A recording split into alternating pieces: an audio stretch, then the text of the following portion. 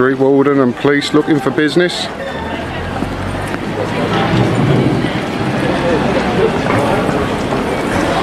Hope anyone don't drop a fag butt or a bit of litter. She give you the ticket and she slaps you in handcuffs. I witnessed that copper who was standing here dump that on the floor and walk. Notice how the officer presents this interaction as just a casual conversation, casually asking about the auditor's free time. In reality, he's probing for information he has no legal right to demand. Under Article 10 of the Human Rights Act 1998, everyone is entitled to freedom of expression, which includes the right to receive and share information without interference from public authorities. College of Policing Guidance reinforces this, making it clear that members of the public and media don't need permission to film or photograph in public spaces. The officer seems to be counting on the auditor not knowing these rights. When I spoke with the street warden, she said she wouldn't take any action, citing that it's a matter involving the police. I spoke to the street warden and she said she ain't going to do nothing about it because it's the police. Wished I'd got it on film. There you go, here's the evidence where the copper just dumped it there. Why are you recording? Because I'm allowed to. Right, that's absolutely fine. Yeah. Not a problem. Just for your own leisure, or? Yeah. Okay. I've got a YouTube channel and all that goes on there. Ah, I see. What kind of things do you have on your YouTube channel? Public interest. And the police staff are of public interest, is Yeah. that what you're saying? Okay, not a problem. Am I able to take your name? Need your surname? Am I obliged to give you my name? No, I'm just asking you. Well, I'm not obliged to. You don't I've want not to give committed me an your offence. telephone? I would like to report. Unless the officer is invoking Section 50 of the Police Reform Act 2002, he has no authority to demand anyone's name. That section specifies that a person only commits an offense if an officer has reasonable grounds to believe they've been behaving in an antisocial way. Without such grounds, there's no legal requirement to provide identification. Since the auditor hasn't acted antisocially, he effectively stays invisible to the system. Right. Right, I'll just see one of your officers dump that bottle of water on the floor there and walk away. That isn't a littering offence, am I right? Right, okay, I'll pick it up and put it in the Well, bin, that's not the point, is it? Because if that was me, or a member of the public here, right, that'd be an £80 fine, wouldn't it? Each circumstance is different, I can't answer that. All I can say is it shouldn't have happened, I'll pick it up and put it in the bin, it's not a problem. Fair enough. Right. Yeah, not a problem. So yeah, you're just recording security just stuff, general, police officers. just general stuff that goes on in town. Right, and you're not willing to give me your name? Well, I've done nothing wrong, so I don't need No, to, I'm do only I? asking, right, okay. Well, not a problem. Don't mean to be ignorant or nothing, but the rules are the rules, aren't they? Right, okay, not a problem. Alright. Okay. Thank you very much.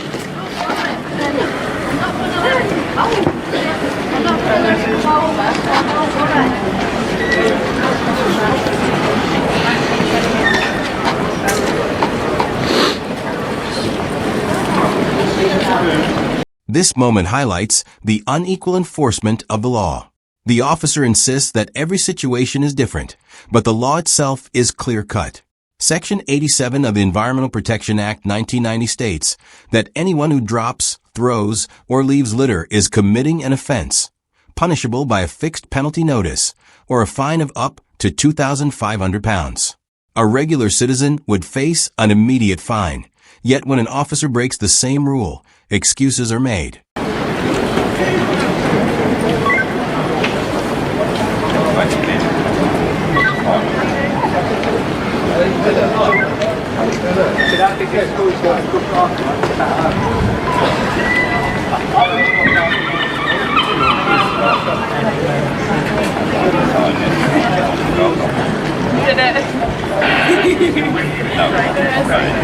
I tell you, when you've got all this gear on, it's hard.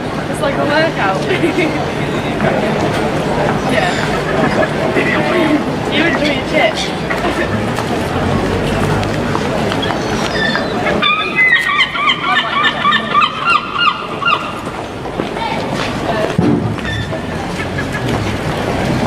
Hello there, mate. You all right, mate?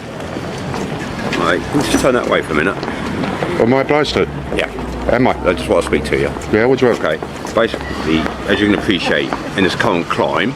Unable to identify him for filming, the officer resorts to citing Section 43 of the Terrorism Act 2000, which allows a constable to stop and search someone they reasonably suspect of being a terrorist. However, both legal precedent and police training make it clear that merely filming does not create reasonable suspicion. Essentially, the officer is trying to misuse counter-terrorism laws simply because he's frustrated by a camera. You ain't going to say terrorists and all that, are you? Yeah. Oh, In short, right. we Yeah. need to establish for records, Right. you know, Is it illegal You are. to record in the public space? we can record, Thank you. right, but we need your details, No, actually. I don't need to give you my details because I've done nothing. You accusing me of a crime? We're not, that's not Well, the crime. there's nothing then. I don't need to give you my We details. can stop an account, obviously, you know, because obviously you've got to appreciate it, come on, from our point of view. No, I don't appreciate your point of view. If I expect you to come and question me if you think I've committed a crime, then fair enough, You know, right? But you're trying to... Don't touch my camera, sir. Don't touch my camera. turn that way. That's assault, so don't do it. right. Right. I know the rules, mate. You do. can't bend the rules to suit yourself. And like I just reported a crime, right? Or Yeah. a statue or an act or whatever you want to call it, right? One of your officers dumped a bottle of water on the floor down there and walked. Here, the officer moves from unprofessional behavior into potentially unlawful territory. By trying to grab the camera, he risks committing an offense under Section 39 of the Criminal Justice Act 1988 for common assault. Legally, an assault occurs when someone intentionally or recklessly causes another person to fear immediate and unlawful personal violence. Touching or seizing equipment without lawful authority counts as battery. Wearing a badge does not give an officer the right to handle someone else's property without permission. Interview 6. The officer... Right? Right. If I'd done that or a member of the public done that, what would happen? What would happen? What would happen? What do you think would happen? I know what would happen. I'd get an £80 fine for doing it. Wouldn't I? So you can't have one rule for yous and another rules for us. It's not fair. That's just not fair, is it? Right. So why are you actually filming? Is it just a I'm hobby? just doing, yeah, public. hobby? I've got a YouTube channel. But I can put anything I like on YouTube channel. And that's what I do. Yeah, pretty interesting then. Yeah, of course. Sounds pretty interesting. So is it just generally in your film, or? Yeah, just general. Yeah. What goes on in the public, you know how it is. Yeah. Oh, right. Does sound interesting. Right, am I free to go? Well, you know, often anyway. Just about and The about. officer eventually walks away, recognizing that he has no legal authority left to act. Under Pace 1984 Code G and established common law, a person is considered in custody only if their liberty has been formally restricted. Because the auditor was never arrested or detained under any specific power, he remained free to leave at any moment.